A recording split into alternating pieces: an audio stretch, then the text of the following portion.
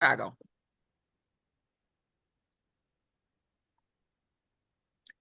Greetings, greetings, Facebook family. Flint Alumni chapter of Delta Sigma Theta Sorority Incorporated is here to proudly give you education to make you sure that you are informed voter this election 2024 as we stand fortitude on the front line. I am the proud president, Tamar Swain of Flint Alumni chapter, and we have a day for you.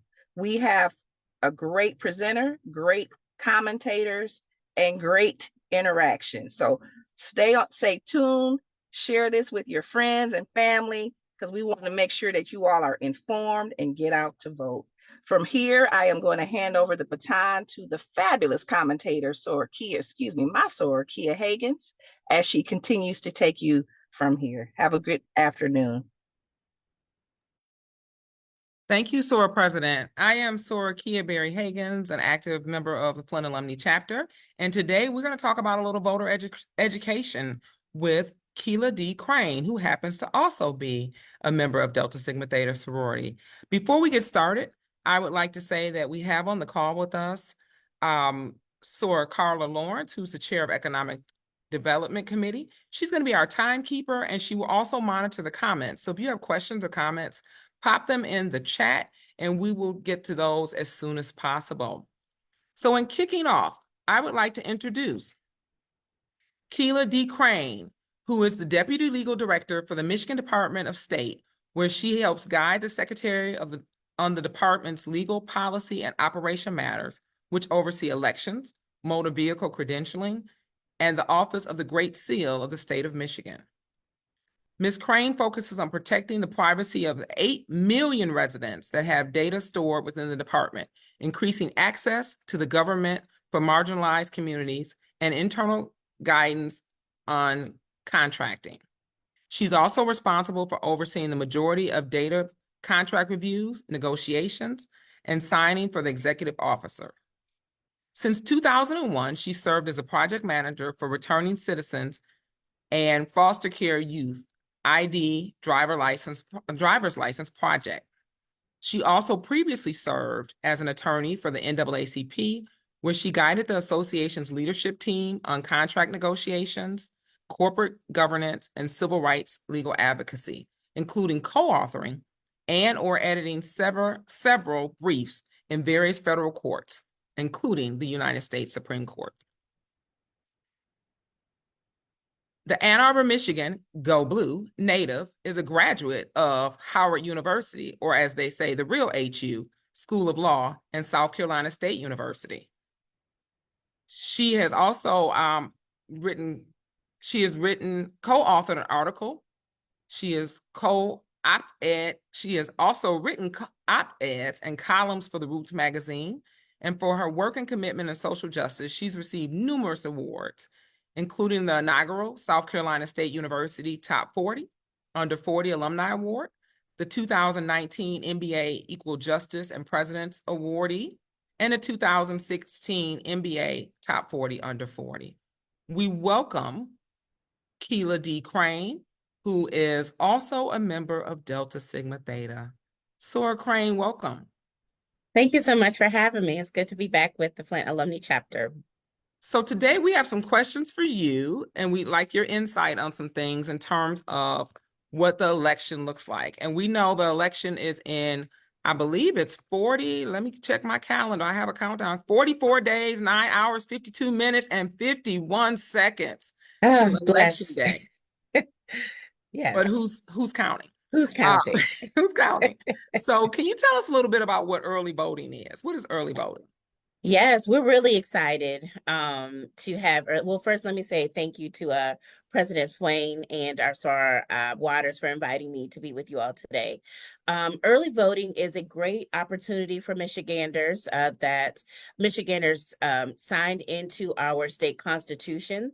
In 2022, we enshrined many different voting rights enhancements, and one of them guarantees that during elections that end in even number years, also known as federal election cycles, we have at least 9 days of early voting, which means that residents can go into their early voting facility and vote in person, put their ballot into a tabulator 9 days before election day. So it begins in this election cycle, it begins on October 26th, which is a Saturday, and it runs through November 3rd, which is the Sunday prior to election day. So that is one more way for Michiganders to be able to participate in our elections process prior to the final day to vote, which is November 5th. Thank you. So you said some things that I think are very important in that. You said even number years, so it's not every year that we can early vote. It's not guaranteed every year. So Okay. the constitutional amendment says that in statewide elections, and our statewide elections are in even number years. Okay. So we have our gubernatorial elections as well as federal elections an even number year. So in those elections, every jurisdiction must have early voting at least 9 days.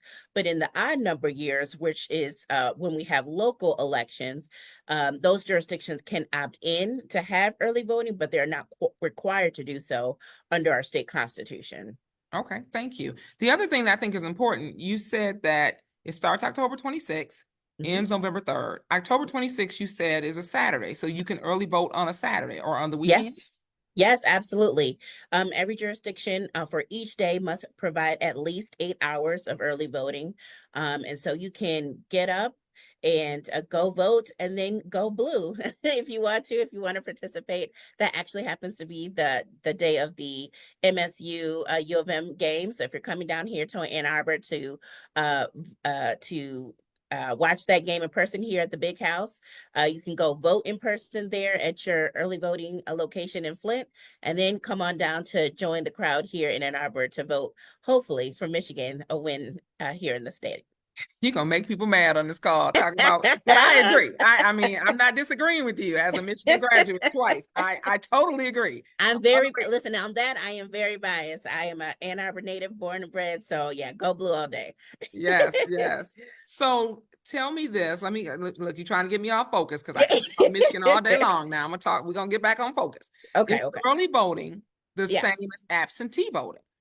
No, it is not. So absentee voting means that you had to apply at your local clerk's office and get an absentee ballot sent from her office in Flint. And then you complete it at home. And then you can either drop it in the drop box, you can send it back via the mail, or you can walk it back to the clerk's office there. That is separate and apart from early voting. Early voting happens in a discrete period of time, those 9 days that I said, unless your local clerk extends to more days, but it has to be at least those 9 days.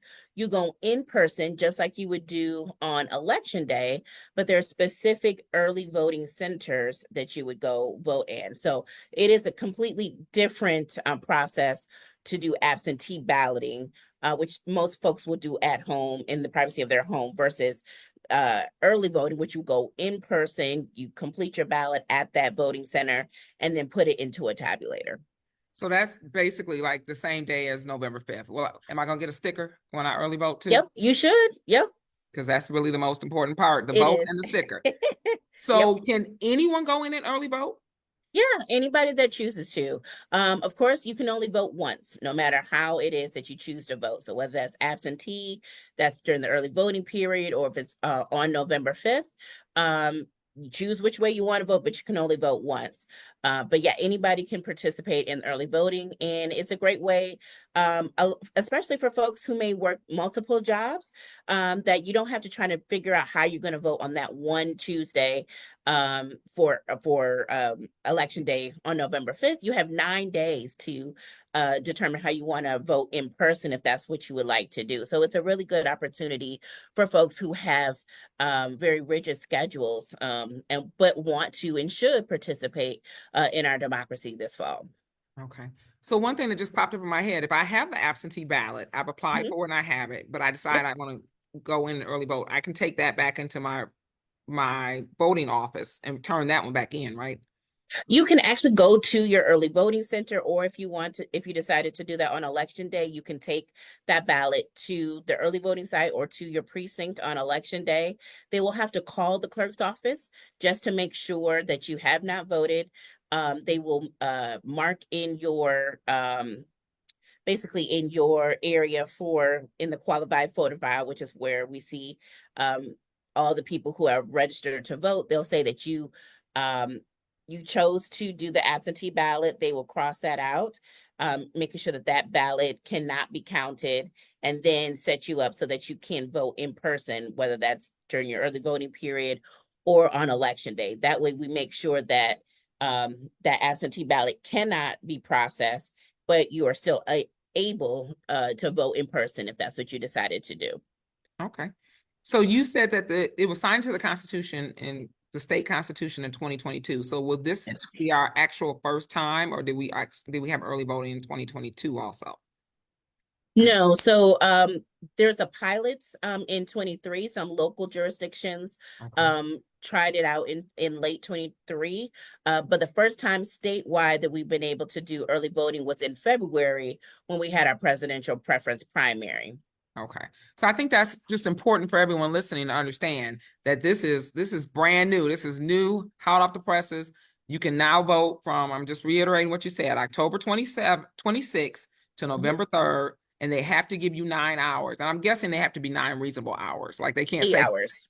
8 hours. 8 hours, excuse me, 9 days and 8 hours, but they have to be reasonable hours, I'm guessing. So they can't say 3 a.m. to whatever. Like, Right. Yep. And no, then so you just go to your local clerk's office, or you can go to michigan.gov/vote, and they should it should be up now actually what your elect early voting hours are in your jurisdiction. And if you don't find it there for some reason, feel free to call your local clerk's office. I know she will be more than happy to tell you where your early voting locations are in the Flint region, and what those hours are. thank you. So so if I'm an old school person and I'm used to going in on that day, and back in the day, we would go to the 7th precinct in Detroit and we had to stand in line forever. And so how am I sure that my vote's gonna count if I go in on October 26th and vote? How am I sure that my vote will actually count in early voting? Because we have all of the protections and structures that you are familiar with on election day during the early voting cycle, early voting period as well. So when you come into your early voting center, you have to sign the application to receive a ballot, just like you would do on election day. They mark you that you came to the early voting site. They then give you your ballot, just like you would do on election day. You go to your ballot marking area, just like you would do on election day. You review your ballot, you make sure that you have made all your selections. You look on the front and back to make sure you make all your selections, just like you would do on election day. And then once you're finished, you put your ballot into the tabulator, just like you would do on election day.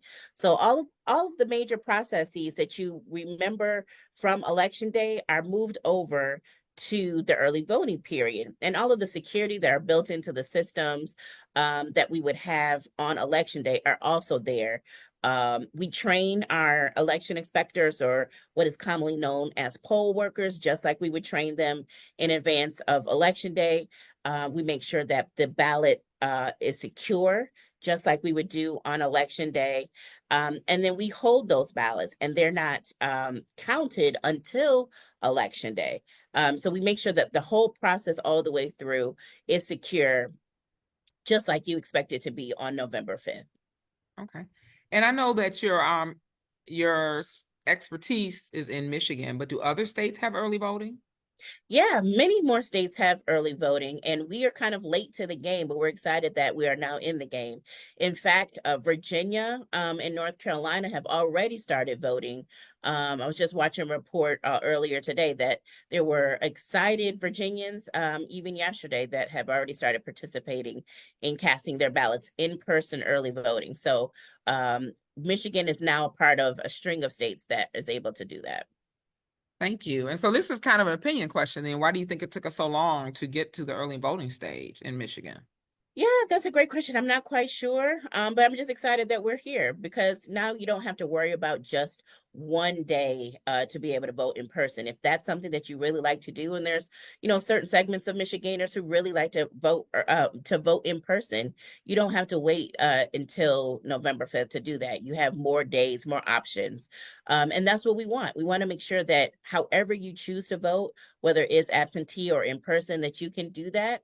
And now with the additional 9 days for early voting, if I'm working from 6 a.m. to 9 p.m., usually during the week, I can't vote. You know what I mean? So generally, I mean, there are laws around providing hours for folks to be able to vote, but generally speaking, it's difficult to do that. But now with these 9 days of early voting, I can go in on a Saturday. I might be off, or I might be getting ready to take my kids to Domino's Farms. But right before we go to Domino's Farms, I take the kids and I get to vote early, and then we go out to play with the animals. It's just a great way for Michiganders to be able to be more flexible in participating in our voting process. And I like your example because as an educator, I think not only are you getting out to vote, but you're also teaching your kids the importance of voting at a young age. And Absolutely. we're going to And talk I'm about some kid stuff a little bit later in the question, okay. but I think that's Great. very important. Okay. So one of the questions that popped up in the chat, has there been a delay in absentee ballots being mailed out in Michigan? And I don't know if the question should be delay in the ballots or delay in the application, but can you speak to that a little bit? Sure. No, there has not. Today is the deadline for us to send our absentee ballots to overseas voters. So we're shipping out all of the ballots to our military families and our Michiganders who live abroad. And then Wednesday is the deadline for us to send out absentee ballots to Michiganders who live here in the state. So your local clerks and your county clerks are fiercely finalizing everything and making sure that the ballots are ready to send out to you all in the Flint region. And so those have to go out beginning on Wednesday. So there's no delay in that. If you have not completed your application for a ballot, you can always go to your local clerk's office, or you can go to michigan.gov/vote, even while you're watching us right now, and request an absentee ballot. And beginning on Wednesday, your local clerk's offices will be sending those out to you. Okay. Did you hear about the astronauts that are getting their ballot mailed to them in space that are stuck in space from I Texas? did not hear about that. Yes, That's very Texas. interesting. They were supposed to be there like 6 weeks, and I think they ended up being there 6 months, and they're going to miss the election. So Texas is working on getting ballots to them on space. So that's one That's less worry fabulous. we have in Michigan right now. So, and I didn't know that we send ballots, so many ballots overseas. That's interesting to Mhm. know. Yep. So while we're on the ballots, this whole deal about the Supreme Court ruling of Robert F. Kennedy Jr. remaining on the Michigan ballot. Can you speak to that a little bit? Sure. So, Mr. Kennedy ran for office under a third party initially, and just like many other folks were running for office. And then recently he decided that he wanted to withdraw from the race, which is his right to do. However, under Michigan election law, it was we do not have the ability to remove him from the ballot under that in the way that he did it. Once a minority party nominates you for a race, you have to remain on the ballot. And so, unfortunately, Mr. Kennedy is not able to be removed from the ballot. He contested this in both state and federal law. And the Michigan Supreme Court stated that he must remain on the ballot. So, when you get your ballots, whether that's during the early voting period or absentee, you will see Mr. Kennedy's name along with other candidates for the presidency of the United States. So if I were to vote for him, what happens to those votes? They're just void? Your vote is counted for that person, and it goes along. So, to be honest with you, I don't know what's next after that. Right. But he's still a viable candidate under Michigan election law because we can't remove him from the ballot. Okay. So I'm gonna lift up a couple things that you said because I'm loving it. And I'm reminding everyone that 9 days of early voting, October 26th, Saturday to November 3rd. Check out michigan.gov/vote to put in your application for your absentee ballot, and absentee ballots are being mailed out on Wednesday. So let's talk a little bit, going back to, I'll call them kids. I call them medium-sized people. So I have two 20-year-olds. I call them Oh, medium-sized adults. oh, okay. And I so know. they are at the second best school in the state of Michigan, Western Michigan University, their daddy's Oh, school. So boy. how do my kids get to vote? Like this is their first presidential election. Oh, fantastic. How should I make sure that they vote? And I'm a little less concerned about my kids because they're 2 hours away. But if my kids were at Tennessee State University in Mhm. Nashville, Tennessee, I want to Yep. make sure they're going to vote. How do I make sure that my kids get an opportunity to vote in this Yep. election? So let's separate those two things out because they're a little bit different. So one, Thank you. really excited that this is the first election for your children to be able to vote. So they have two options. One, they can decide to register there in Kalamazoo, and they can vote locally there in Kalamazoo if they want to, utilizing their dorm address or their local address there on campus at Western. Or they can decide to request an absentee ballot. So they would have to apply for an absentee ballot there with their local clerk's office. The local clerk's office will ship the ballot to them. They complete it, send it back, or drive it back and drop it into a drop box. And then it will be counted just like all other absentee ballots. So those are their two options that they can decide on their own. Now, if they were out of state, if they're going to Tennessee State or South Carolina State, which is where I went to, Or Howard or or Hampton. Howard, yep, either one, great schools. My sister went to Tennessee State, so shout out to Tennessee State. They could request an absentee ballot from the local clerk's office. The local clerk's office would send it to them in Nashville, Orangeburg, or DC. They would complete it and then send it back. But if they're doing the absentee ballot, no matter it's your children who are in college or it's you yourself who are still living here in the state, it has to be back at the clerk's office by 8 p.m. on November 5th for it to be counted. And that's really important, particularly for our college students, because when I used to work at the NAACP, what I would get often is frantic young people and frantic parents saying, oh my gosh, it is election day and I really want to vote, Ms. Craine, but I have my absentee ballot, but what do I do? Or I don't have my absentee ballot, but I really want to vote. And every state is different on how that works, especially for absentee ballots. But in our state, they had to request a ballot. And by the time you're getting to election day, it's too late in our state and many states.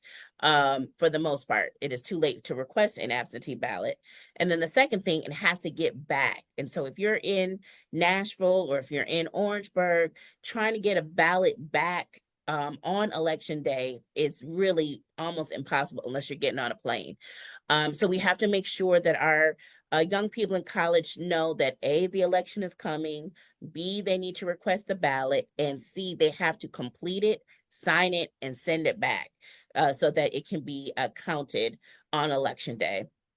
I will say the good news is that we have created with the constitutional amendment a ballot tracking system in our office. And so young people and others who have requested a ballot can track to see where that ballot is. So has your local clerk's office sent you the ballot? Did the local clerk's office receive your ballot when you sent it back? Those are the things that you can track on michigan.gov/vote as well. So that's really helpful, particularly for our college kids, but they got to make sure that they get it. They got to make sure they complete it, sign it, and send it back. So do I need for michigan.gov/vote? Do I need anything specific? Like do I just need my name to track it, or? Well, first of all, you need to have your ID, your driver's license or ID number is the same number, so that you can get into the system. Okay. And then once you do that, you put all your other information, your personal information in the system. And then you're able to do all the things that you would like to do, whether it's register to vote, track your ballot, request a ballot, all the things. Okay. So for our college students, our medium-sized adults who are making it to real adulthood, election's Yes. coming. fill out the ballot, request the ballot, fill out the ballot, and make sure it's returned. So I would say since our election is November 5th, that should be in the mail before you go to the Halloween parties on the 31st. Probably Oh, before. before that, definitely before that. Yep. As you're trying to figure out what your makeup's gonna look like and what outfit you're picking out, when you go to Target to get your clothes, drop your drop your ballot into the drop box. Our office recommends that no later than 2 weeks before election day that you put your ballot into the mail. Because of how the mail works, we don't want any kind of issues to delay your ballot getting back to the office. So if at all possible, try to mail your ballot back 2 weeks before election day. You can also utilize the drop boxes in your jurisdiction, making sure that it's your jurisdiction. So if you're from the city of Flint, you need to put it into the city of Flint's drop box. If you are in Flint Township, you need to put it in Flint Township's drop box to make sure that it is going to be counted on election day. And I noticed that some areas don't even have a drop box that is like a public one. And the one I was thinking of is Burton, the city of Burton. I didn't find a drop box, but the city of Grand Blanc has one. So be cautious of that. You can mail it, but be cautious of that if you're trying to go the day of. Well, every jurisdiction now, because of the constitutional amendment, must have at least one drop box. Oh, And then wonderful. for every 15,000 residents that are in that jurisdiction, they must have a second drop box. So that should not be a thing now. And you can go to your city clerk's office to look where your drop boxes are in your city or in your township, but every jurisdiction must have at least one drop box. You know I'm going to look for it now, Sora Craine. You know I'm going to Burton looking for it because Go ahead, go my ahead. 80-year-old And let daddy's us there know. voting. So I'm Let us going to know look if you for don't it. find it, and we can absolutely help you find it or contact the city of Burton to figure out what's going on. Okay, okay. So we're going to wrap it up because I think we have answered the big questions and the important questions, but I want to lift up a couple things that you said, and please jump in. And I'm just reiterating these because the educator in me says the more we hear them, the better we'll be at it. So we have 9 days starting October 26th, Saturday, till November 3rd. One thing that's interesting about that is that November 3rd is the Sunday. So Monday, there's no voting that Monday. So don't go running in that voting on Monday, Oh, right? there's no early voting. Monday by 4 p.m. is the last day that you can go to do absentee ballot in your clerk's office. So you could request and complete an absentee ballot in your clerk's office by Monday at 4 p.m. Okay, so that's what that day is used for. Mhm. There's going to be 8 hours of early voting. Michigan.gov/vote seems like a place that we all should be logging into to check out to see where we stand or make our request. If we're looking for an absentee ballot, we should get those will be mailed out Wednesday. That doesn't mean we're going to get it Wednesday, but it's Right. going to be mailed out Wednesday. So by next week, we should be seeing those if we've made a Mhm. request. Mhm. And they must be in, absentee ballots must be in by 8 p.m. on November 5th to be counted. And I'm going to remind them again that November 5th now is 44 days, 9 hours, 28 minutes, and 46 seconds. Lord. You all recommend that we mail in our ballots. If you're mailing in your ballots 2 weeks before, that's for our out-of-towners, particularly our college kids who might be voting in their first presidential election.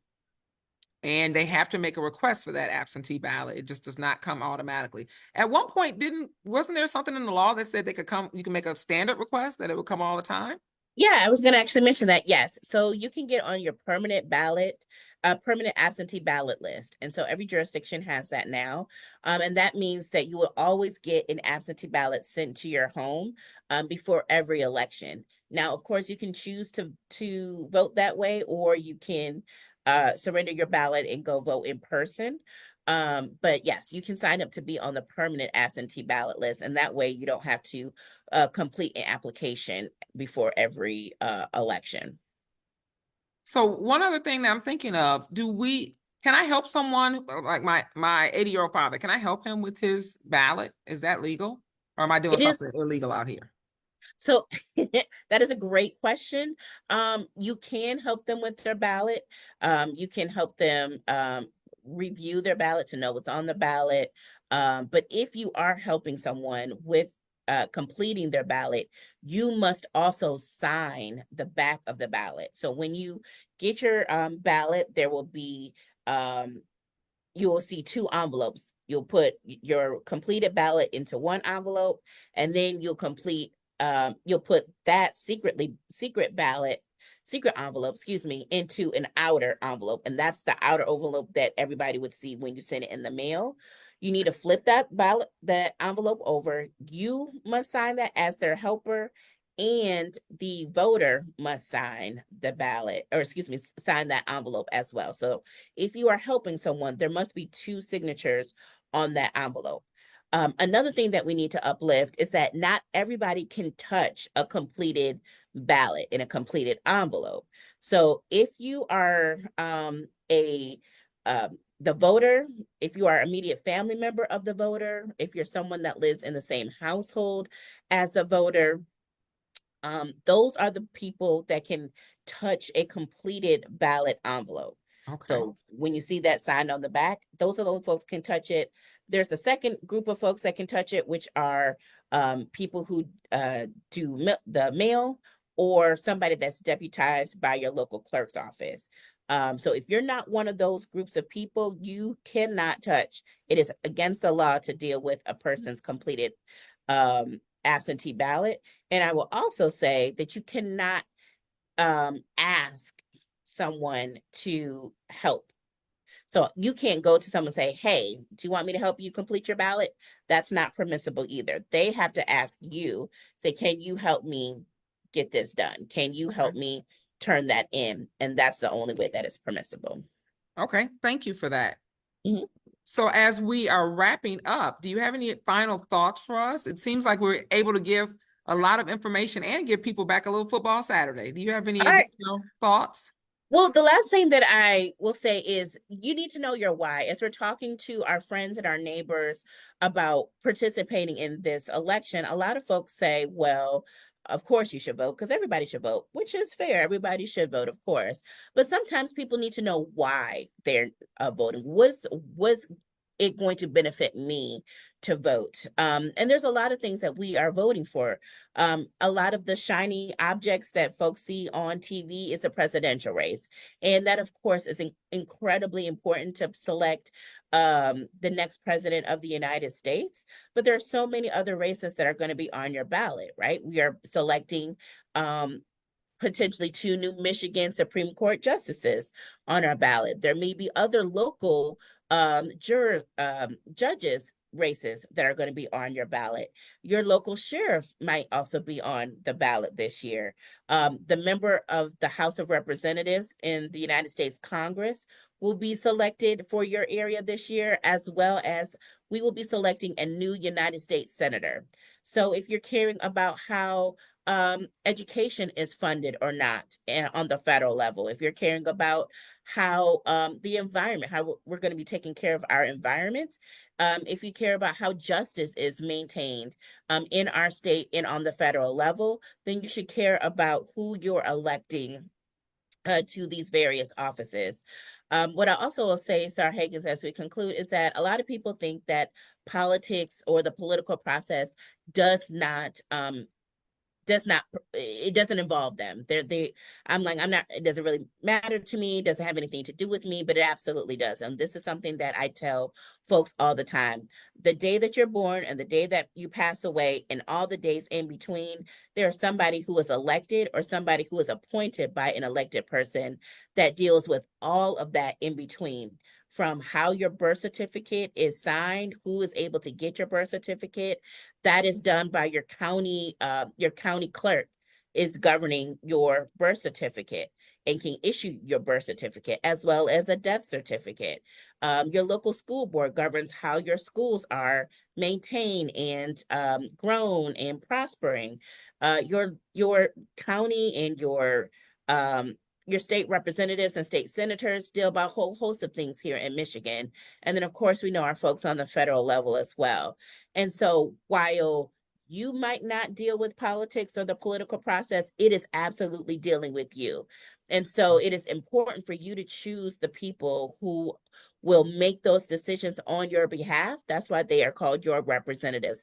They absolutely represent you. And so it is very important for you to take the power that you have and make sure that the person that you're voting for, the person that you think will best represent you in those offices and spaces, or appoint people to other offices and spaces that will best represent you. So make sure that you utilize the power that you have in the many different ways that we have here in Michigan to participate in our democracy.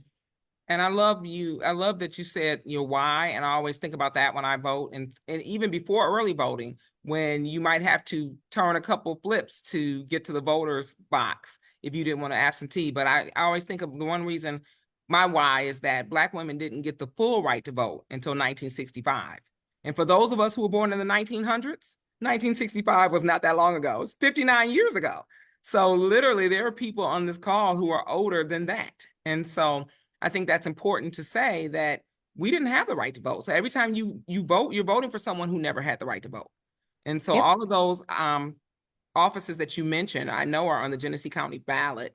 And so that's another piece to lift up, not only filling out the front of the ballot, but there are a lot of very important races on the back of the ballot that need to be adhered to. And people can do their research too, to figure out who they want to vote for.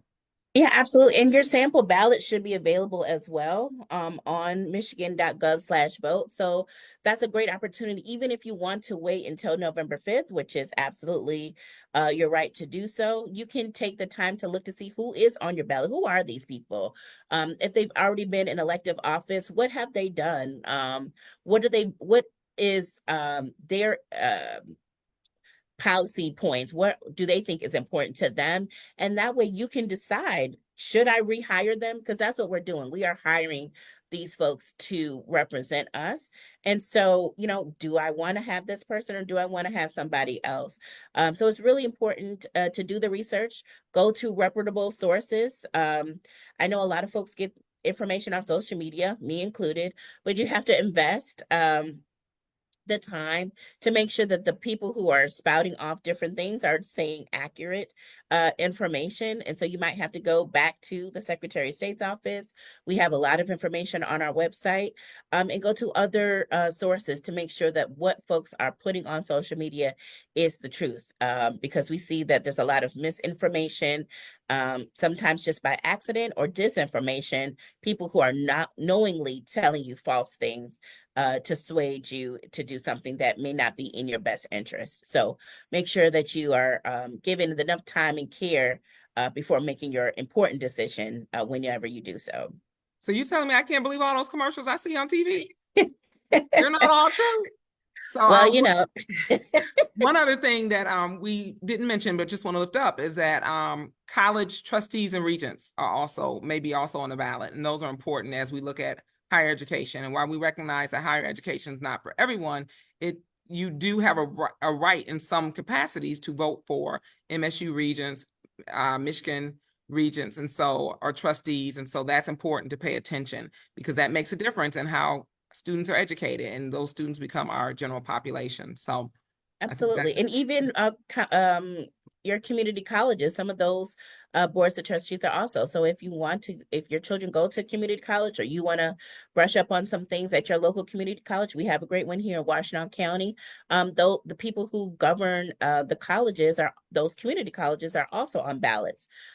So you just have to make sure that whatever kind of tugs at your heartstrings, there is an elected official that deals with that segment of our society. And so it's really important for us to make sure that there are people in office who really care about the things that we care about. And if they don't, then we might have to find somebody else to fill that role.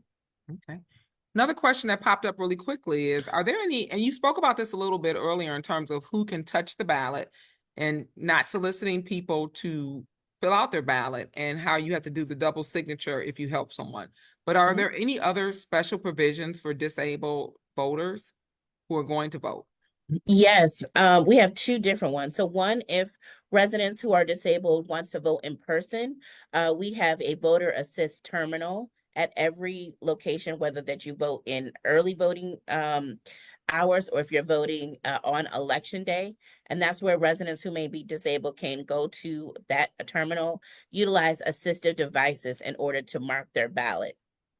And then the ballot is printed and put through the tabulator, just like any other ballot that is issued. There are some jurisdictions that also participate in curbside voting, where folks can pull up to the polling place on election day, and the election inspectors bring out the ballot to the vehicle. I would definitely call your clerk's office if they participate in curbside voting, because it does take a lot of additional resources to administer curbside voting, and sometimes they're not available. So definitely want to check on that before you rely upon that. And then if folks want to vote via absentee, you can go onto our website and request an accessible ballot. And that way you can utilize your assistive devices at home, so that you can mark your ballot, then print it out, put it in the envelope, and either mail it back or have somebody take you to the drop box or to the local clerk's office to submit your ballot as well. So all Michiganders are able to participate in our democracy, and we want to make sure that voters with disabilities are also able to do so. We have an ombudsperson in our office who works directly with the disability community. And so if you do have any questions or concerns about the lack of accessibility at a polling place, please do contact our office, because we take that extremely seriously. We want to make sure that all Michiganders are able to participate in our democracy, no matter how they choose to do so. Okay, thank you. So in the chat, we're going to drop in the election protection hotline numbers, and those are the English speaking one is 866 our votes. There's a Spanish, Asian language, and Arabic speaking numbers. Those will be in our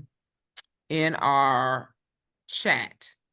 And with that, Sora Craine, other thoughts you might have? Well, I mean, we do have a little bit of time, so I just wanted to show folks how Michigan.gov looks, just in Thank case. you. Yeah, that's not a problem. We call it our one-stop shop for all things elections, and there's a lot of information on our website. So we just want to make sure that you can see what it looks like and see how to navigate it. If my computer wants to work, this is Well, how it does. thank you for opening it. I think they was telling me to open it. I have too many emotional support tabs open at this point to open it. It's So. all good. Don't worry about it. If my computer works, we can make it happen. But let's see.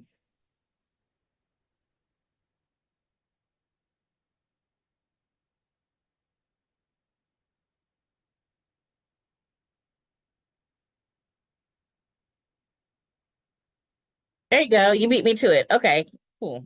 So you see here, this is our website, michigan.gov/vote. When you come up, you'll see the Michigan Voter Information Center. And so on the left side of the screen, there's a lot of micro links that can take you to exactly where you want to go. So whether that is to apply for an absentee ballot online, that's the second click that you can do. You can look at all the various voter forms. So like to register to vote, if you wanted to print it out, you can do that there. The real important thing to know your local clerk. Just because you have, an Ann Arbor address like I do, that doesn't necessarily mean that you live in the city of Ann Arbor. So you need to make sure you know who your local clerk is, so that you need to call the correct person in order to ask questions about your local election process, to figure out where your early voting location may be, all the special things that you want to know about your elections. That's how you do that if you click on the button there to figure out who your local clerk is. So if you click on apply for an absentee ballot online, then it will send you over to the area so that you can apply for your absentee ballot if you want to click there. And these are some questions that you will have to complete before you can apply for an absentee ballot. So citizenship, of course, all persons who want to participate in our election must be a citizen of the United States. I know there's been a lot of discussion about that in the press. And of course, you have to be a United States citizen in order to participate in our elections here. So you check yes for that if you are indeed a United States citizen. And then the second one is you authorize us, meaning the Secretary of State's office, to get your digital signature. So you will sign it at the end of the process to get your absentee ballot.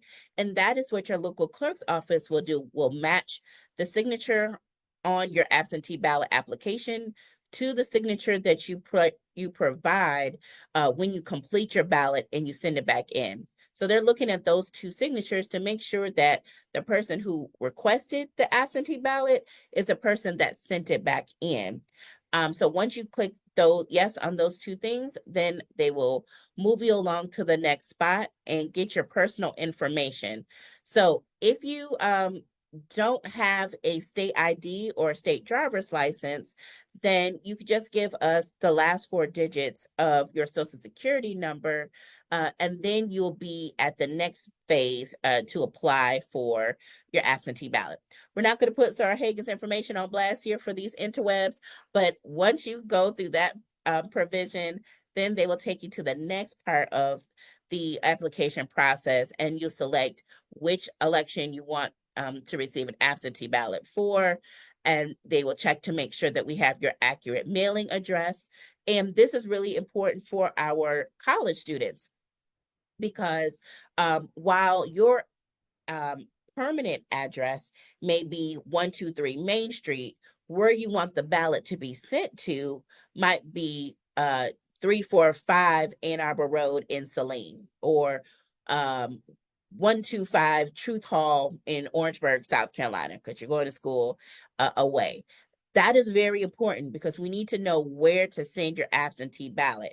Because if you put your permanent address, but you're not going to be at your permanent address, your absentee ballot is just going to be sitting there, not being utilized. So it's very important to know where the clerk's office needs to mail your ballot. And then you finally can submit that request. Once your clerk gets that, then they will do all of their processing and make sure that they are able to get that ballot out to you so that you can complete it, sign it, and send it back. So that's how you do your absentee ballot request. And yeah, what's on the ballot? That's so important. So if you click on that, then you can put your county, your jurisdiction, and what race you're looking for.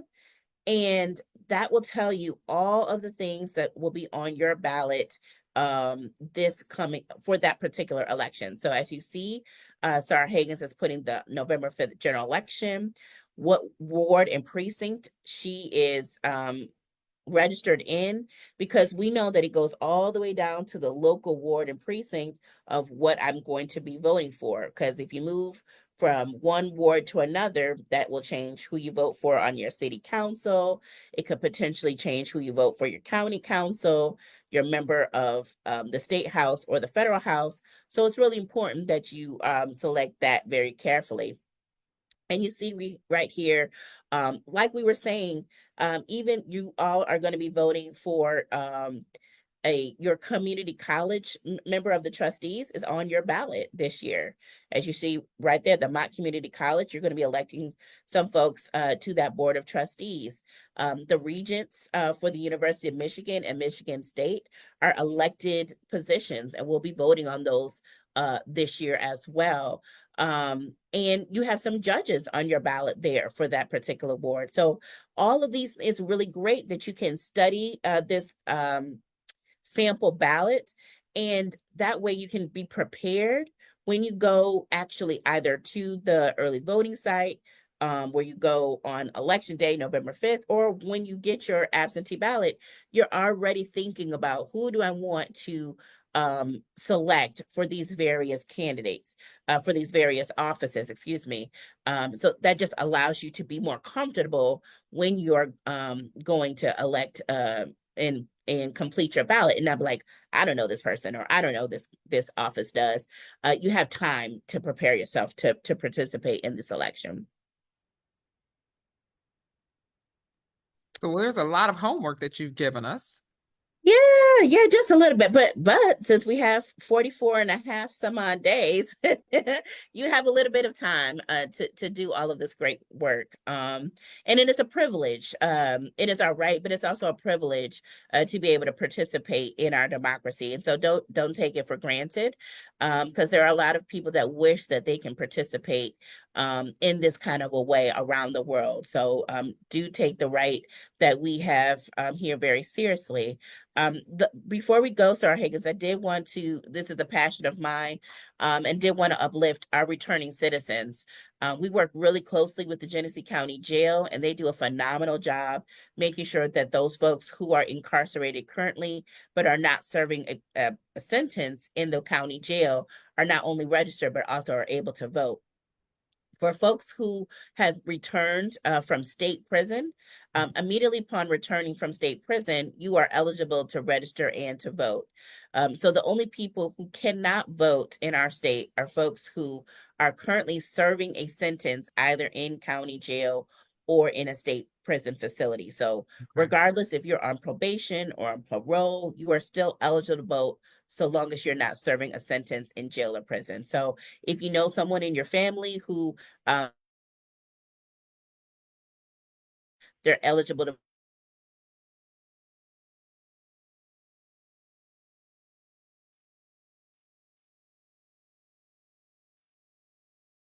So Craine might have frozen on our end.